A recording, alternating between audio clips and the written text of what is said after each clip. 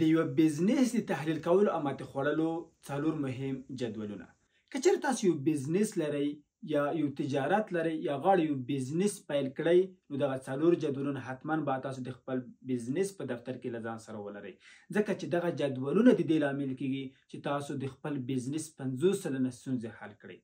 همدارنګه یو مسلمان نه باید د مار له یو غار څخه 2 ځلې وچیچل شي. باید تاسو هوښیار اوسئ، تاسو ستونزې مخکې له مخکې وپېژنئ او د هغوی لپاره عمل ترسره کړئ. راځم لومړني جدول ته. لومړنی جدول د تیرو ماتو خوړلو جدول دی، یعنې هغه تیرې ماتې چې تاسو په تیرو 3 میاشتو کې، په تیر 1 کال کې، په تیرو 5 کلونو کې یا په تیره 1 لسیزه کې خوړلې د هغه په یوه جدول کې ولیکئ. د هغې دلیلونه څه وو؟ څه د دې لامل شول چې تاسو هغه ماتې ته ورسیږئ؟ او کوم حل لاره شتون لري چې په راتلونکي کې تاسو باید دغه ماتې ونه خورئ؟ دا د دې لامل کېږي چې تاسو په راتلونکي کې دغه ماتې ته یوه حل لاره ولرئ تر څو بیا ورسره مخامخ نه شئ. دویم جدول د ټي جدول په نوم سره یادېږي. د ټي په جدول کې کله چې موږ وغواړو د خپل بزنس په هکله یا د خپل ژوند په هکله یوه پرېکړه وکړو، یو تصمیم ونیسو، ښېګڼې او بدګڼې یې بیانوو. یعنې د ټي جدول یو لوري ته ښېګڼې او بل لوري ته یې بدګڼې بیانوو، یا مثبت ټکي او منفي ټکي یې. کله چې مثبت ټکي یا ښېګڼې ډېرې شي، نو هغه تصمیم د خپل بزنس په هکله نیسو، او کله چې منفي ټکي یا منفي جملې ډېرې شي، بیا هغه تصمیم د خپل بزنس لپاره نه نیسو.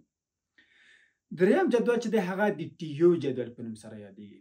د ټي یو جدول د ټي له جدول څخه رامنځته کېږي، ځکه چې موږ په لومړي سر کې غوښتل یو تصمیم ونیسو، د هغې لپاره مو مثبت ټکي او منفي ټکي ولیکل. اوس غواړو چې هغه مثبت ټکي ډېر کړو او منفي ټکي کم کړو د خپل بزنس په هکله، تر څو د خپل تصمیم کیفیت لوړ کړو، تر څو چې زموږ د تصمیم کیفیت لوړ نه شي، زموږ د بزنس کیفیت نه ښه کېږي، زموږ د ژوند کیفیت نه ښه کېږي. څلورم جدول چې تاسو په خپل بزنس کې باید ځای ورکړئ هغه د SWOT جدول دی، یا د SWOT د تحلیل جدول دی. د SWOT په جدول کې موږ دا څېړو چې زموږ د بزنس یا زموږ خپله د ژوند قوي یا ځواکمنې نقطې یا ټکي په کومه برخه کې دي. همدارنګه کمزوري ټکي یا کمزوري نقطې په کومه برخه کې دي. فرصتونه زموږ د بزنس لپاره په بازار کې شتون لري که نه لري. تهدیدونه زموږ لپاره کومه برخه کې دي. کوم څه د دې لامل کوي چې زموږ بزنس وننګوي، زموږ بزنس لپاره په راتلونکي کې یو تهدید هغه جوړیږي. کله چې تاسو د SWOT جدول ولرئ، نو د خپل ژوند لپاره، همدارنګه د خپل بزنس لپاره غوره تصمیمونه د هغه په هکله نیولی شئ. نو په یاد ولرئ چې زموږ ژوند زموږ د تصمیمونو محصول دی. کله چې زموږ د ژوند د تصمیمونو کیفیت لوړ شي، زموږ په بزنس کې ښه والی راځي، زموږ په ژوند کې ښه والی رامنځته کېږي.